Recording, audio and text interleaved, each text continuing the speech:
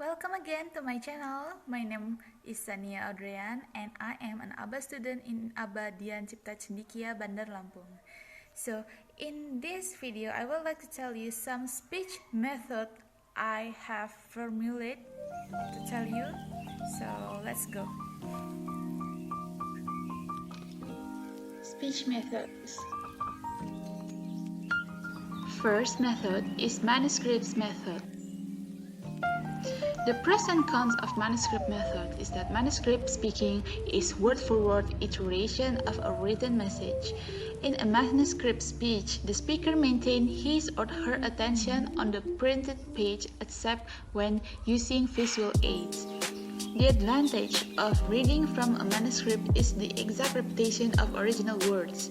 As we mentioned at the beginning of this chapter, in some circumstances, this can be extremely important. For example, reading a statement about your organization's legal responsibilities. The customers may require that the original word be exact. In reading one word at a time, in order, or the only errors will typically be mispronunciation of a word or stumbling over a complex sentence structure. However, there are costs involving the manuscript speaking.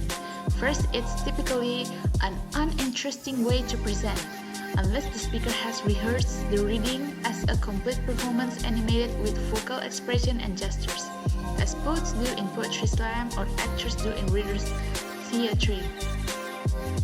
The presentation tends to be dull.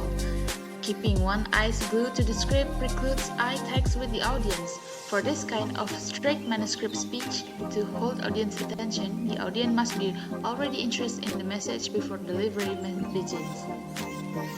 Second method is memorized speech. Pros and cons of memorized method is that memorized speaking is a rote recitation of written message that the speakers have committed to memory. Actors, of course, recite from memory whenever they are performed from a script in a stage play, television program, and movie scene. When it comes to speeches, memorization can be useful when the message needs to be exact and the speaker doesn't want to be confined by notes. The advantage of memorization is that it enables the speaker to maintain eye contact with the audience throughout the speech. Being free from notes means that you can move freely around the stage and use your hands to make gestures. If your speech uses visual aids, this freedom is even more of an advantage. However, there are some real and potential costs. First, unless you also plan and memorize every vocal cue, the subtle but meaningful variations in speech delivery, which can include the use of pitch, tone, volume, and pace, gestures, and facial expression, your presentation will be flat and uninteresting, and even the most fascinating topic will suffer. You might end up speaking in monotone or a sing-song repetitive delivery pattern. You might also present your speech in a rapid machine gun style that fails to emphasize most of important points. Second, if you lose your place and start trying to ad-lib, the contrast in your style of delivery will alert your audience that something is wrong. More frighteningly, if you go completely blank during the presentation, it will be extremely difficult to find a place and keep going. The third method is that impromptu speaking. The pros and cons of impromptu speaking is that impromptu speaking is the presentation of a short message without advanced preparation. Impromptu speeches often occur when someone is asked to say a few words or give a toast in a special occasion. You have probably done impromptu speaking in many times in informal, conversational settings. Self-introduction in group settings are examples of impromptu speaking, like, "Hi, my name is Steve. I'm a volunteer with the Homes with a Brave program." Another example of impromptu speaking occurs when the answer is such as, "What did you think of the documentary?" The advantage of this kind of speaking is that it is spontaneous and responsive in an animated group context. The disadvantage is that the speaker is given little or no time to contemplate the central themes of his or her message. As a result, the message may be disorganized and difficult for the listeners to follow.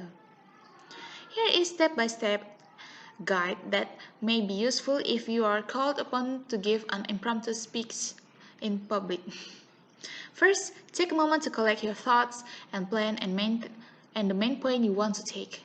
Thank the person for inviting you to speak and then deliver your message, making your main point as brief as you can while still covering it adequately and at a pace your listeners can follow.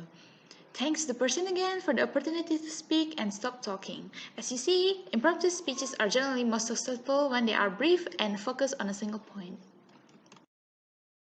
Fourth method is that extemporaneous speech. Pros and cons of the extemporaneous speak is that extemporaneous speak is the presentation of a carefully planned and rehearsed speech, spoken in conversational manners using brief notes. By using notes rather than a full manuscript, the extemporaneous speakers can establish the main eye contact with the audience as assesses how well they are understanding speech as it progresses. The opportunity it assesses is also an opportunity to restate more clearly any idea or concept that the audience seems to have trouble grasping. For instance, suppose you're speaking about workplace safety. If you use the term sleep deprivation, you notice the audience eyes glazing over. This might be the result of their own sleep deprivation. But rather than indicates of their uncertainty about what you mean, if it happens, you can add a short explanation. For example, sleep deprivation is sleep loss serious enough to threaten one's cognition, hand-to-eye coordination, judgment, and emotional health. You might also or instead provide a concrete example to illustrate the idea. Then you can resume your message having clarified an important concept. Speaking extemporaneously have some advantage. It promotes the likelihood that you, the speaker, will perceive as knowledgeable and creditable. In addition, your audience is likely to pay better attention to the message because it is engaging both verbally and non-verbally. The disadvantage of this extemporaneous speaking is that it requires a great deal of preparation for both verbal and non-verbal components of the speech. Adequate preparation cannot be achieved by the day before you schedule to speak. So be careful.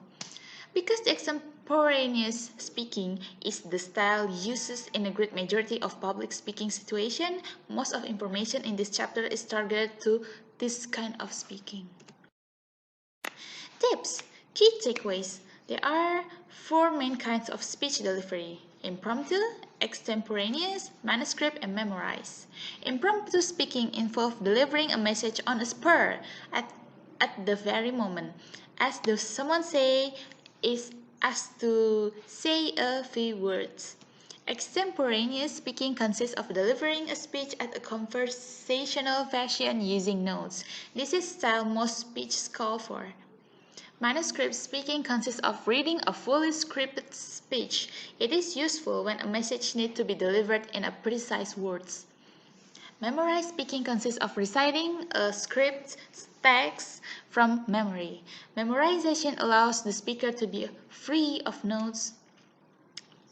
There are also exercise tips, which is first, find a short newspaper story, read it out loud to a classroom partner, then using only one note card, tell the classroom partner in your own words what is the story said. Listen to your partner's observation about the difference in your delivery. Second, in a group of 4 or 5 students, you can ask each student to give 1-minute impromptu speech answering the question, what is the most important personal quality for academic success? And the third is that watch the evening news. Observe the differences between news anchor using a teleprompter and interviewers who are using no notes of any kinds. What difference do you observe? Thank you so much for watching my video. I hope you like it. Don't forget to give like and subscribe to my channel. Thank you so much. I'll see you next week. See you!